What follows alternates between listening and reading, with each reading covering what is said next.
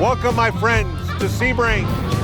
Mid-March, the season begins in Sebring, Florida, under a bright sunshine and on a truly atypical track, an old airport made of concrete slabs and a paddock that looks like a holiday camp. Sebring is a total change of scenery, but it is appreciated by the whole team. It's a nice season opener. It's America, there's a lot of spectators, so it's a good atmosphere and it's a nice way to start the season. Yeah, I like the fans. Look at this guy.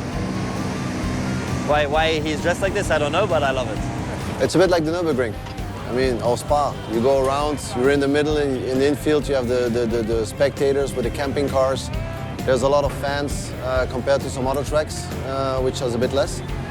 And it's just one of those races you just want to win. This car, number 31, this car is really moving well. Yeah, it's running good. That was good. Fast for LMP2. Right here. Robert Kubica, he used to race F1. Oh yes, he's back.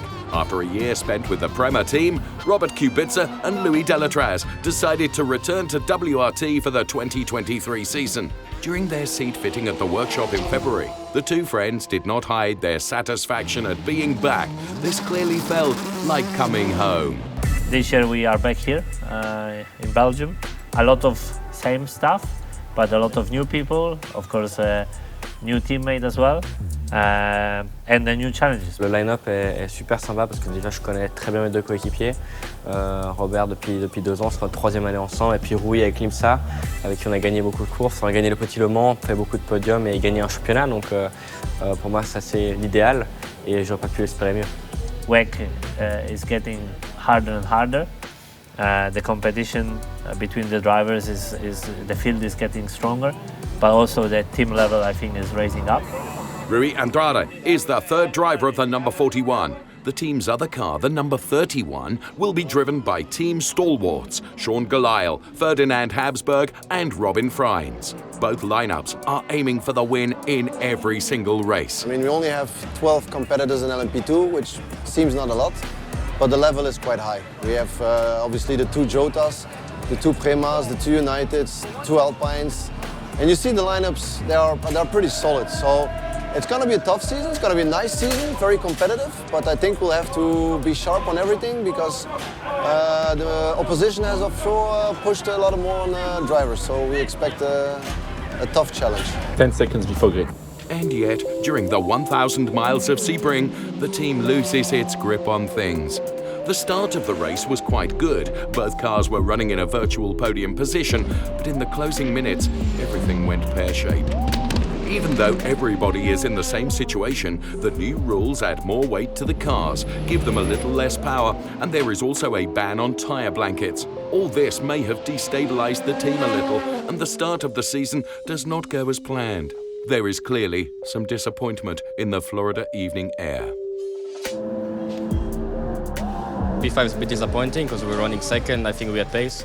We did small mistakes, first one of the year, so I think we have to work on it and make sure it doesn't happen again.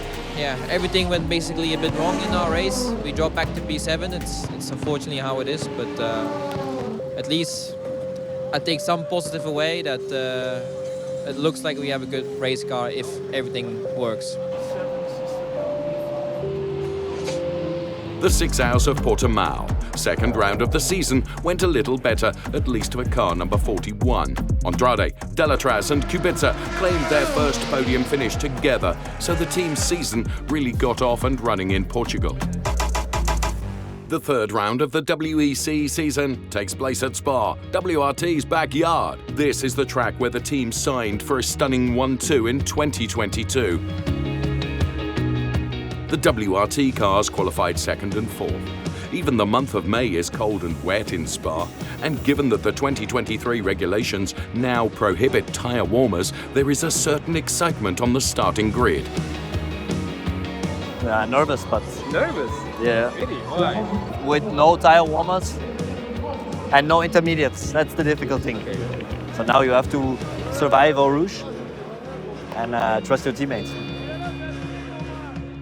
C'est toi la personne responsable de la non-chauffe des pneus. Non. Moi, on m'a demandé d'organiser un spectacle, comme autant des gladiateurs. C'est ce qu'on m'a dit. Là, tu vas en avoir un. Fortunately, everything went well at the start. The two silver drivers of the team, Sean Gelael and Rui Andrade, had a perfect start to the race and return an impeccable and ideally placed car to their teammates. The number 31 and number 41 are among the LMP2 leaders, but a motor race is always far from predictable. A violent exit from the Cadillac on the Raidillon, followed by several safety car interventions, completely ruined the planned strategy. On a eu un petit coup de malchance là parce qu'on devait s'arrêter et puis le safety car est monté en piste, on n'avait plus assez d'essence. On a dû faire ce qu'on appelle emergency pit stop, 5 secondes d'arrêt au stand pour mettre de l'essence, mais aussi bien sûr l'inconvénient dès que l'entrée des stands est ouverte de devoir rentrer pour faire un plein complet. Donc là on a perdu énormément, on n'a pas eu de chance. La voiture 31 est en tête, donc ça c'est bien d'un côté. 41, on est malchanceux. Mais bon, dans le sport automobile, la chance pourrait revenir. Motorsport is indeed unpredictable. 2 hours from the finish, there is a complete reset with a new intervention of the safety car. The number 31 of Freins, Gelael and Habsburg drops down the rankings, and even though they keep fighting hard, they will have to settle for 6th place eventually.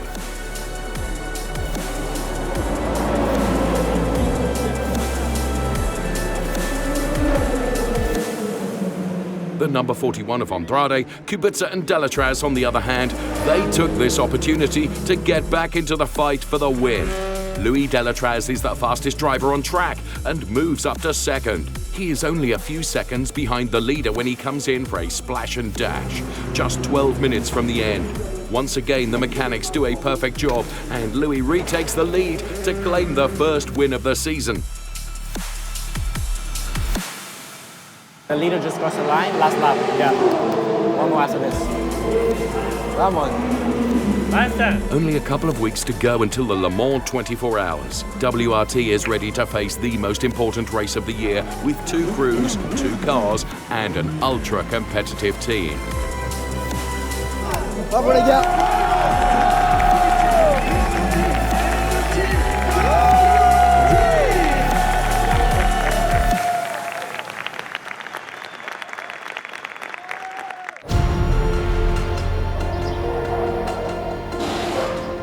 And here we are, Le Mans, the race of races. For weeks now, WRT has made a big impression in the paddock, with a huge hospitality and an impressive couple of pit boxes. The aim is clear, victory in LMP2, just like in 2021.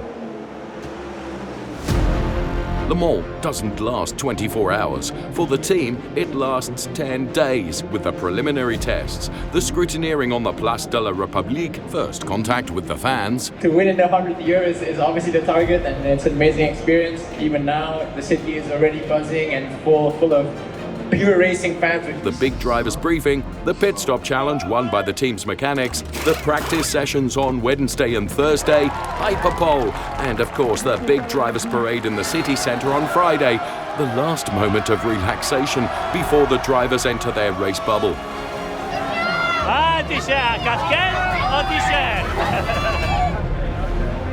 Saturday afternoon, this is it. The WRT team is fully ready. The 41 qualified 3rd, the 31 15th. On the starting grid, everyone is confident. During such a long race, it's all about car management and surviving the start of the race.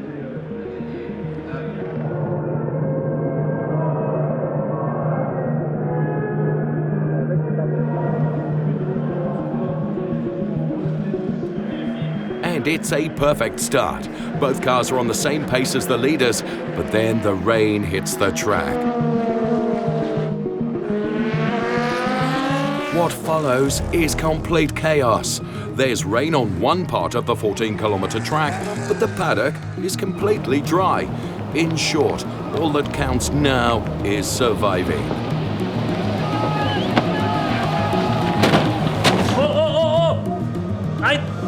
I say slow! It's not us. It's not us. He has to go 10 kilometers. Tell him 10 kilometers. Nothing, don't worry. Okay, I'm going slow, don't worry. Tell him to fucking go 10 kilometers. Rui Andrade and Ferdinand Habsburg slide off the track. There is no reason to blame them. I crashed a bit. I think the car's fine. You crashed. You lost position. Okay, copy. Box. But it does mean that both cars return to the pit box at the same time for repairs. Fortunately, these are minor repairs and there is little time lost. The rain was there and it suddenly intensified. Everybody was on slick, was just so complicated to stay on track. They did their best, but yeah, in this condition you have to pray for luck a bit.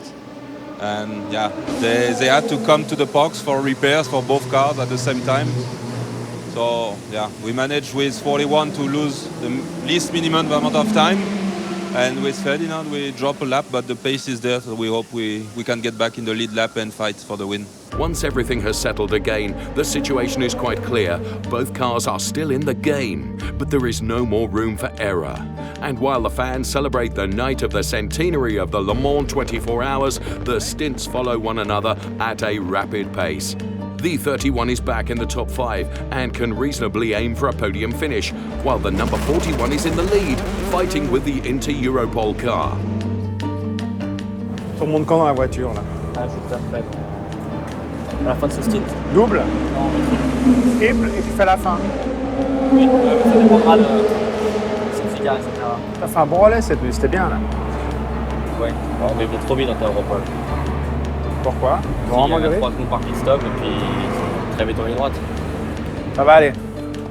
There is no denying that in pure performance, the number 41 Orica cannot do anything against the identical car from the Polish team, and that causes a certain frustration on the part of Robert Kubica. Oh, come on, this is a joke. Come on, great, moving away. Incredible. You stay behind, do your best.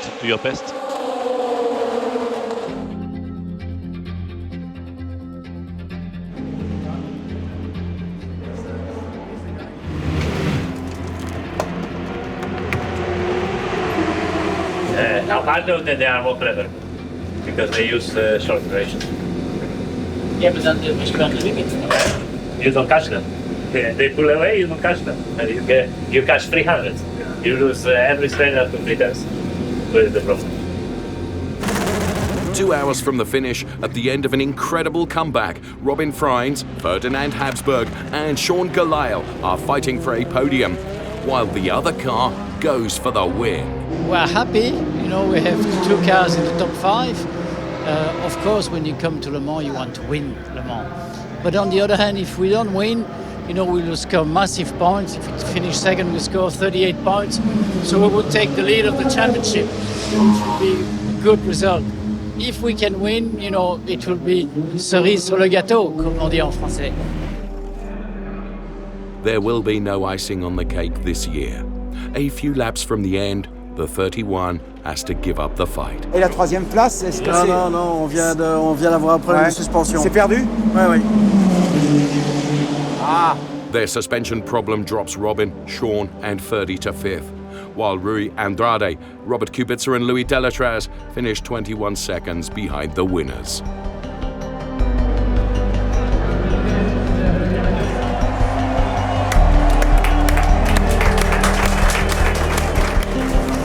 At least we cross it, hein?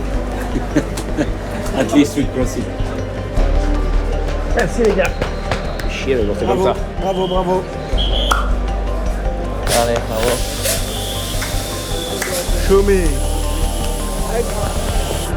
Merci Thierry. On a essayé, hein. On a tout essayé, ouais. Merci beaucoup.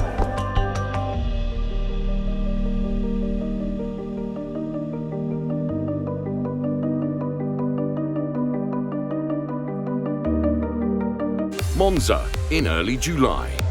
The small disappointment of Le Mans is still lingering when the team arrives in Italy, but the rage to win is definitely there. Deletraz takes pole position on the fastest track of the season, but in the race it is the sister car which leads the proceedings. Habsburg, Gelael and Freins dominate the race until Robin brings the car back with an engine misfire. A small consolation for the team, the second car finishes on the podium in third. Since Portimao, the second race of the year, WRT is always among the front runners, but it is only in Fuji in Japan that all the stars align perfectly for both cars. A perfect strategy. The mechanics perform impeccable during the pit stops. All the drivers perform at their best behind the wheel. The number 41 quickly took the lead and never let go, while the drivers of the 31 fought until the end to claim a podium finish, first and third. The result in Japan is the one WRT deserved since the start of the season.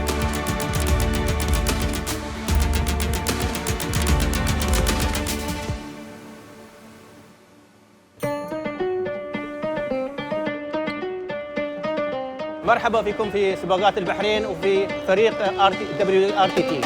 Bahrain. At the beginning of November, it's the last race of the WEC Championship, last race in LMP2 for the WRT team, and time to take stock of the season. There is a total contrast between the car that is fighting for the world title and the number 31 of Gelael, Habsburg and Freins, who only had bad luck. We had quite unfortunate things going on in our car, like for example, suspension failure in Le Mans. We were leading in Monza with also half hour to go when the engine broke down. So this was also a win. In Spa we were leading, and unfortunately a very bad time safety car basically threw us out of podium contention. So there's a lot of different things which definitely didn't went our way, which is quite frustrating, but that's also part of racing, I would say. For some, Bahrain is also the time to say goodbye. Next year, Ferdinand, Robert, Louis and Rui will no longer be driving for WRT, so obviously there was a little sadness in the Sakhir paddock as well. A bit sad that I have to leave the WRT family for that time, but who knows, life is long and we might see each other's path again.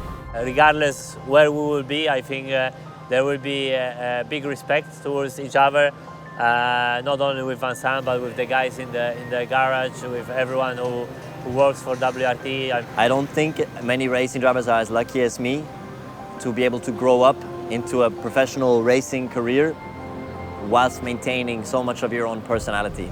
And so that's what I'm grateful for. For Ferdy and his teammates, these 8 hours of Bahrain is a final opportunity to shine for WRT. But the main objective of the team is, of course, to pocket the LMP2 world title with Andrade, Deletraz and Kubica. The best thing could be that the sister car, car 31, wins the race. Then we are secure. We could win the race with one car, the championship is with the other one. On the other hand, we could lose everything. You know, we could lose everything at the first corner. With victories in Spa and Fuji and podium finishes in Portimao, Le Mans and Monza, the 41 is firmly in the lead of the championship. All odds are in favour of WRT, which has won all the LMP2 races held in Bahrain since the race was first included on the calendar.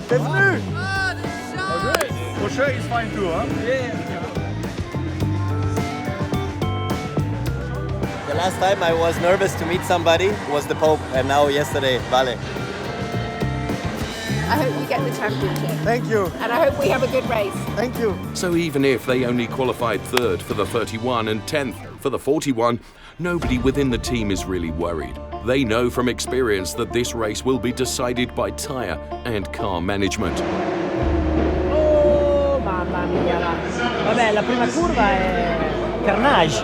John, we are running P2. Very good start, very good start. These are the issues the engineers worked on during the practice sessions, and their efforts quickly paid off. Very quickly, both cars are at the sharp end. Better yet, the direct opponents in the title fight make some mistakes. And Albert Costa gets the car rolling again. It's not really convincing. WRT's 31 car now up to third. That's Ferdy Habsburg with the best beard in the paddock. Sorry, Will Stevens, you've been completely overhauled there. But the 41 car from WRT, Robert Kubica, They have just left the pits. That car still very much in the points lead in the LMP2 category. Halfway through the race, Ferdinand Habsburg is leading the 8 Hours of Bahrain. Hot on his heels is the sister car driven by Robert Kubica. The ideal scenario for WRT is about to come true. At the moment, everything is running well. Both cars are on different strategy than the car they are fighting with. La 2 à suivre. Pour la 2, les 2 premières. La 3 première. Attention à la WRT avec la Préma. Ce qu'il faut. Attention à la 4. On est chaud là. The end of the race in the hot and humid Bahrain night seems to be uneventful for the 2 WRT cars. There is only one pit stop left and a short stint to end the season with a 1-2 finish, a victory for the 31 and the world title for the 41. But this is motorsports. When Robin Freund stops in front of the garage, the beautiful machine grinds to a halt. Or rather, a simple wheel nut blocked at the front left does not allow the mechanics to change the wheel quickly enough, and Robin loses the lead. Right until the end, bad luck struck the number 31, but it secured the double.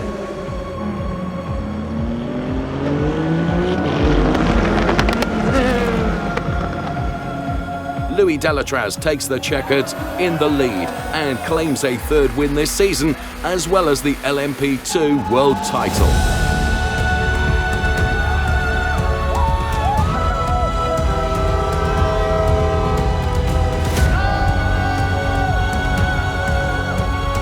There is no better way for us to win championship. There is no better way to finish the year, and also to say goodbye for WRT. WRT's LMP2 story ends with a victory. In 3 seasons in the category, the team has built a simply incredible track record. 10 wins in 19 races. It's incredible, more than 50% win in those 3 years in the World Championship.